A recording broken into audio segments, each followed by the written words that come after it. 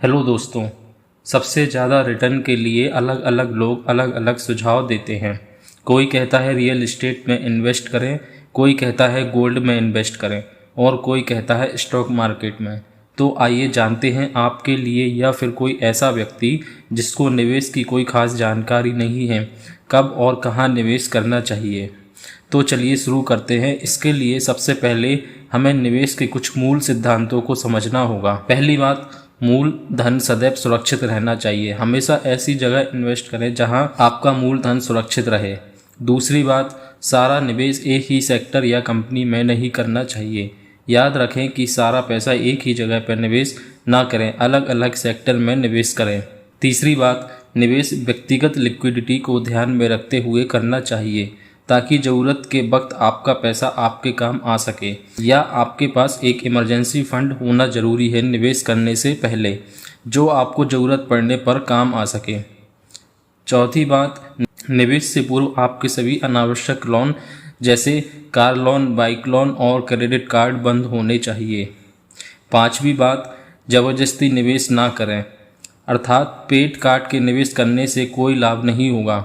आप अपना वर्तमान जीवन खुशी से नहीं जी पाएंगे। जब आप इतने सक्षम हो जाएं कि आप कुछ पैसे बचा सकें अपने मासिक खर्चों को काटने के बाद, तभी निवेश करें। छठी बात, निवेश से पूर्व आपके सभी जोखिम अर्थात जीवन बीमा, टर्म बीमा, हेल्थ बीमा और होम लोन का बीमा हुआ होना चाहिए।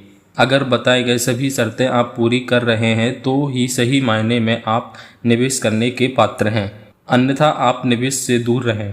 तो आइए अब हम थोड़ा समझते हैं कि हमें किस तरह से निवेश करना चाहिए। निवेश की रकम जो कि आपके मासिक खर्चों को काटने के बाद आ रही है, उसको विविध रूप से निवेश करना ही समझदारी है। आइए इसे एक उदाहरण देकर समझते हैं। अगर किसी के पास निवेश करने के लिए मान लीजिए 100 रुपये है, तो निवेश कुछ इस प्रकार से करना चाहिए।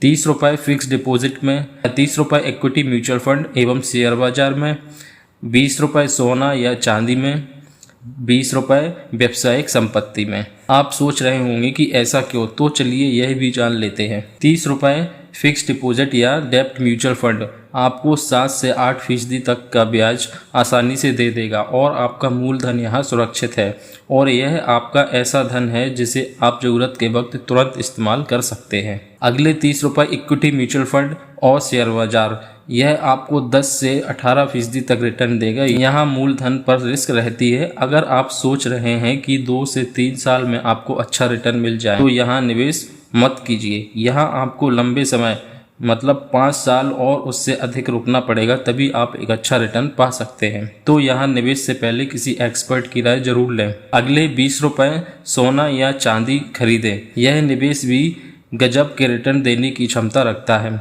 2010 में 10 ग्राम सोना 18,500 का था। आज इसकी कीमत लगभग 60,000 रुपये है, मतलब 200% से भी अधिक रिटर्न 10 से 12 साल में। और इसकी एक खास बात यह भी है कि फिक्स डिपॉजिट की तरह इसे भी तुरंत कैश में बदला जा सकता है।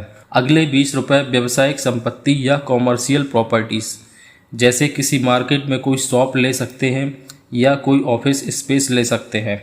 व्यावसायिक संपत्ति आपको हमेशा अच्छा भाड़ा दिलवाएगा और समय के अनुसार इसका भाड़ा हमेशा बढ़ेगा, और इसका रखरखाव का खर्चा भी रिहायशी संपत्ति से कम होता है। आशा करता हूँ आपको समझ आ गया होगा कि हमें निवेश कब और कहाँ करना चाहिए। अगर कोई भी डाउट हो तो आप कमेंट सेक्शन में पूछ सकते हैं।